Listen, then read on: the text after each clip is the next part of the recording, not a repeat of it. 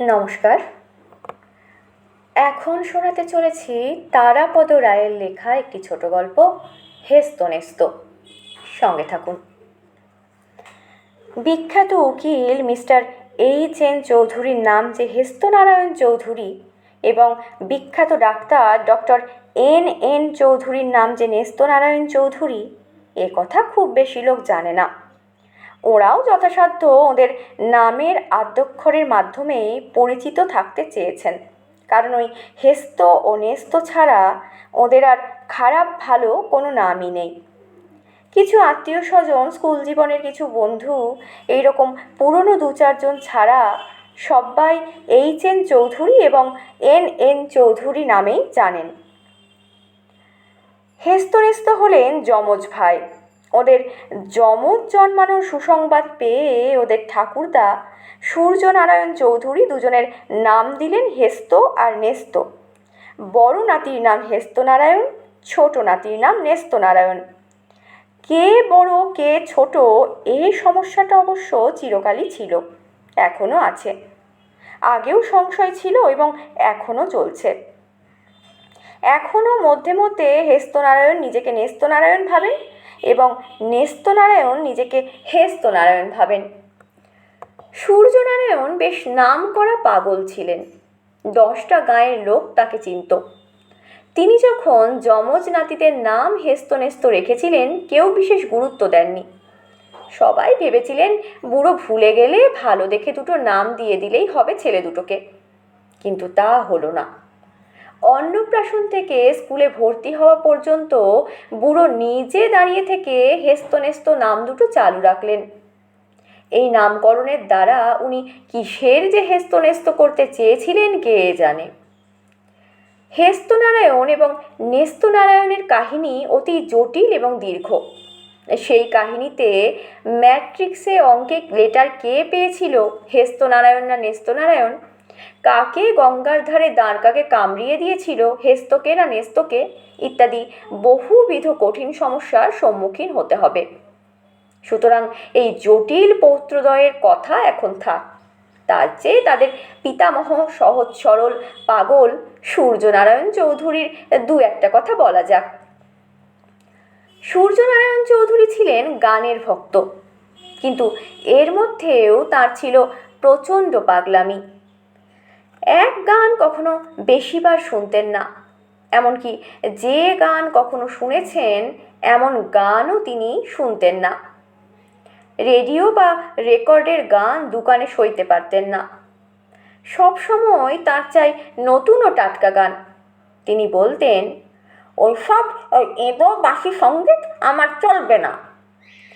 নতুন গান লেখার জন্য, সেই গানে সুর দেওয়ার জন্যে আলাদা আলাদা লোক রেখেছিলেন তিনি। মধ্যে মধ্যে একঘেয়ে বোধ হলেই লোক বদলিয়ে ফেলতেন।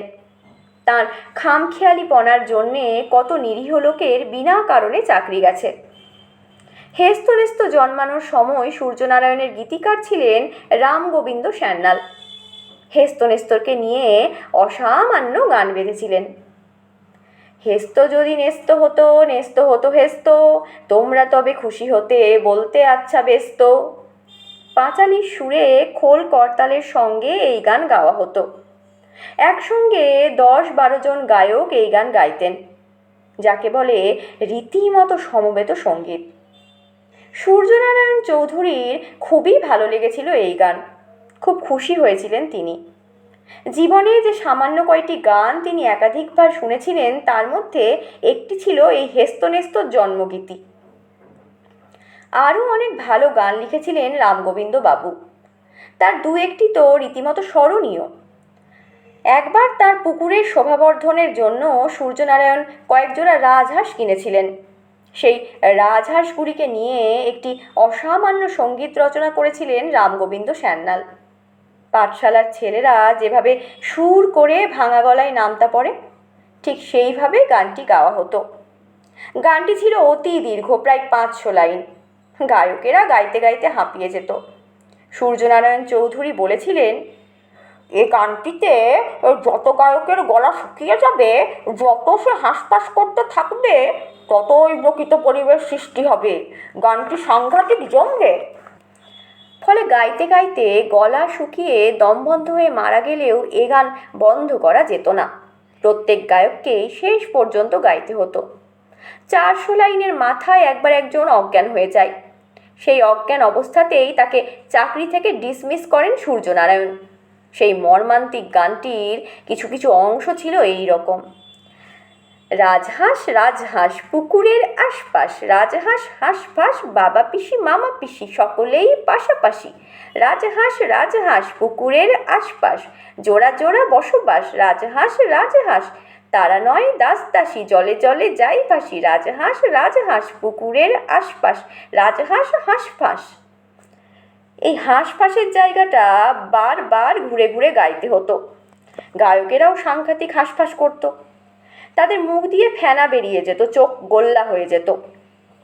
সূর্যনারায়ণ চৌধুরী আনন্দে উত্তেজিত হয়ে গান শুনতে শুনতে বিশাল রামদা নিয়ে বড় বড় পেঁপে কলা গাছ কাটতেন। এখানে উল্লেখযোগ্য যে সূর্যনারায়ণের আনন্দের স্বতঃস্ফূর্ত বহিঃপ্রকাশ ছিল ওই কলা গাছ কাটা। এর জন্য তার বাড়ির পেছনের নাবাল জমিতে হাজার হাজার কলা গাছ লাগানো ছিল। আর সেই কলা বাগানের সামনেই ছিল নট মন্দির, সেখানেই সঙ্গীত চর্চা চলত। একদিকে সমবেত কণ্ঠে উচ্চগ্রামে গান হতে থাকতো, আর একদিকে ডুগি তবলার তালে তালে রামদা হাতে নাচতে নাচতে একের পর এক কলা গাছ ধরাশায়ী করতেন সূর্যনারায়ণ। অসীম শারীরিক শক্তি ছিল সূর্যনারায়ণের। এক একটা বড় বড় কলা গাছ এক এক কোপে কেটে ফেলতেন। যেদিন হেস্তনেস্ত জন্মগ্রহণ করেছিল, তিনি 50টি কলা গাছ হেস্ত যদি ন্যস্ত হতো গানের সঙ্গে তালে তালে কেটেছিলেন।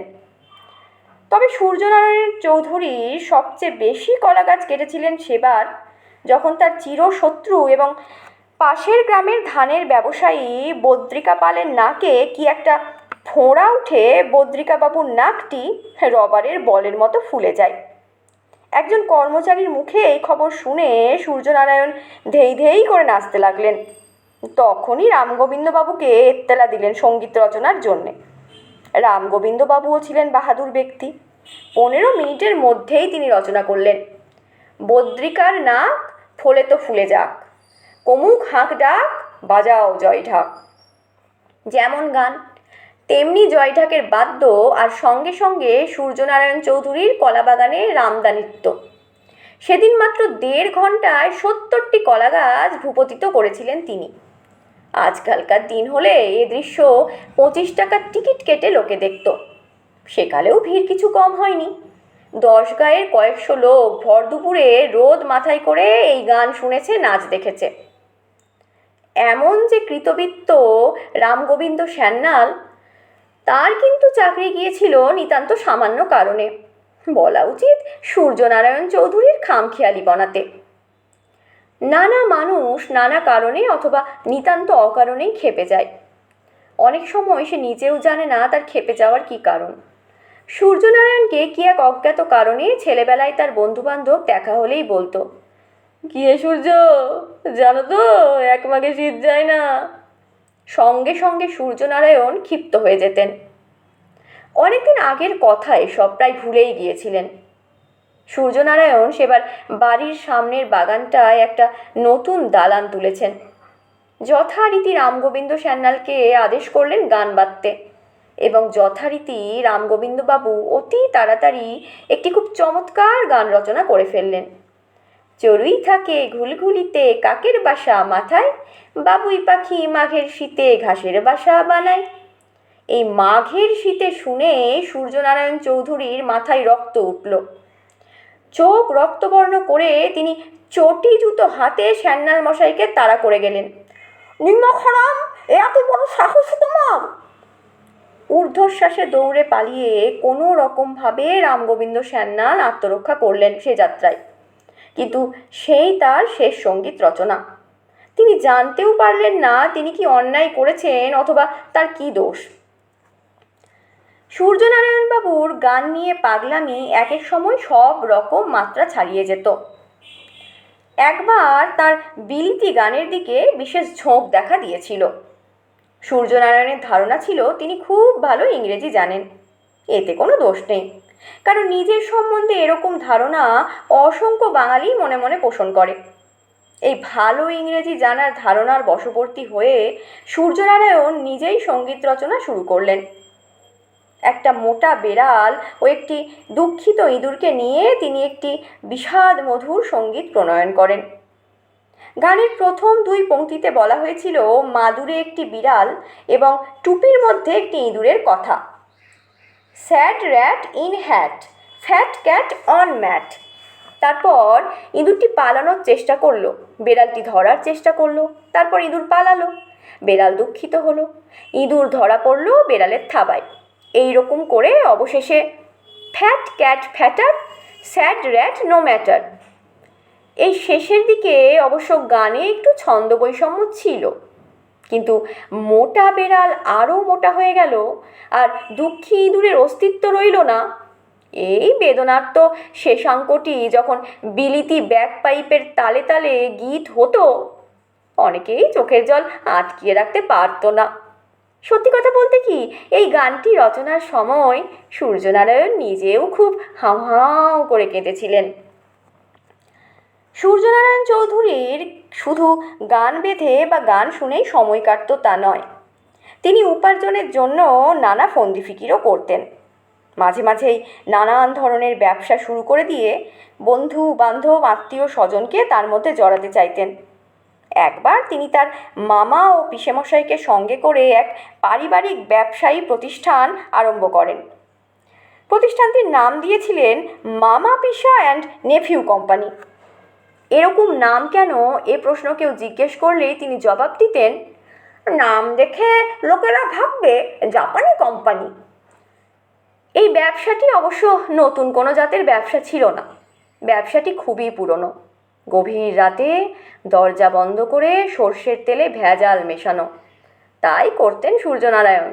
প্রতি রাতে পিপে পিপে ভেজাল তেল ও আসল তেল মামা ও পিসেমশাইয়ের সঙ্গে নিজের হাতে মেশাতেন। একদিন ভেজাল মেশানোর সময় মামা ও পিসেমশাইয়ের মধ্যে ভেজাল তেলের অপকারিতা নিয়ে ভীষণ কথা কাটাকাটি থেকে মারামারিতে গড়ালো। সূর্যনারায়ণ একবার পিসের পক্ষ নেন, একবার মামার পক্ষ নেন। শেষ রাত নাগাদ মামা পিসা অ্যান্ড নেফিউ কোম্পানি ভেঙে গেল। রাত্রি শেষের সামান্য আলোয় ভেজাল তেল মেশানোর গোপন কক্ষ থেকে সূর্যনারায়ণ চৌধুরীর শ্রদ্ধেয় মাতুল ও পিসেমশাই রক্তাক্ত শরীরে খোঁড়াতে খোঁড়াতে চিরদিনের মতো বেরিয়ে গেলেন। এই বিষয়টিকে নিয়েও সূর্যনারায়ণ চৌধুরী গান করেছিলেন এবং মাতৃভাষায় সেটি তার একমাত্র সঙ্গীত। নিশাতে নিশাতে কি সাথে কি সাথে, মিলাতে মিলাতে সে কি মারামারি, মামা যদি হারে আমি তবে হারি, পিসা যদি হারে আমি তবে হারি, মামারে পিসারে ভেজাল মিশারে।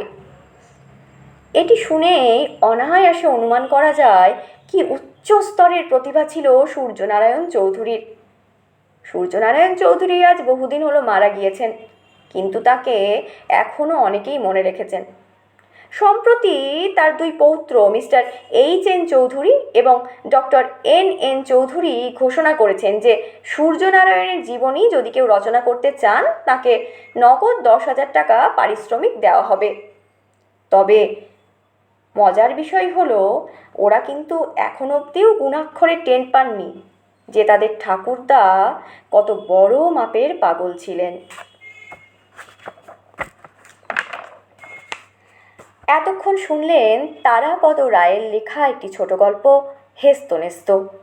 গল্পটির পাঠ এখানেই শেষ হলো। ধন্যবাদ।